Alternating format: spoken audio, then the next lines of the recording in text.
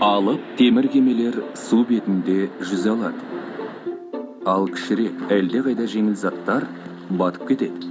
Мұның себебі неде? Тартылыс күші денелерді жерге тартатынын білеміз. Бұл күш салмақ деп аталады. Алайда су астында жоғары бағытталған кері итеруші күш бар.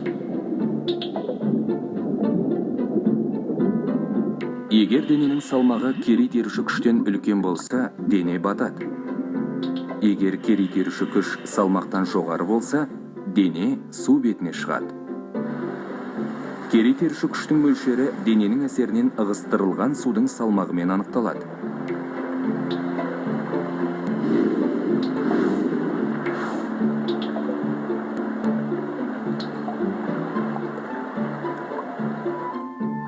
Ығыстырылған су салмағы қаншалықты үлкен болса, кері итеруші күш те соншалықты үлкен болады.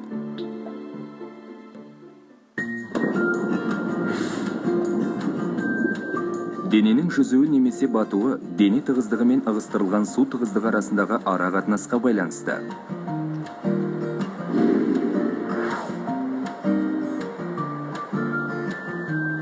Егер дене тығыздығы ығыстырылған су тығыздығынан үлкен болса, оның салмағы да үлкен болады.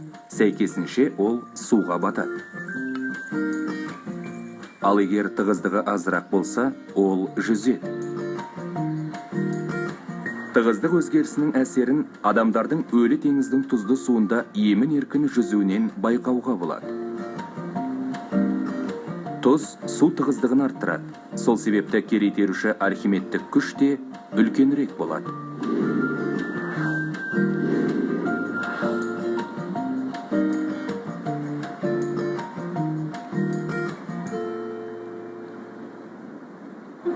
Бұл қағидаттар алып кемелердің қалай жүзетінін түсіндіруге көмектеседі. Біріншіден, олар мөлшерін ығыстырады. Бұл кері итеруші күшті көбірек тудырады. Екіншіден, олардың іші қуыс. Металл корпус пен оның ішіндегі ауа тығыздықты азайтады. Яғни кеме салмағы кері итеруші күштен кем болады.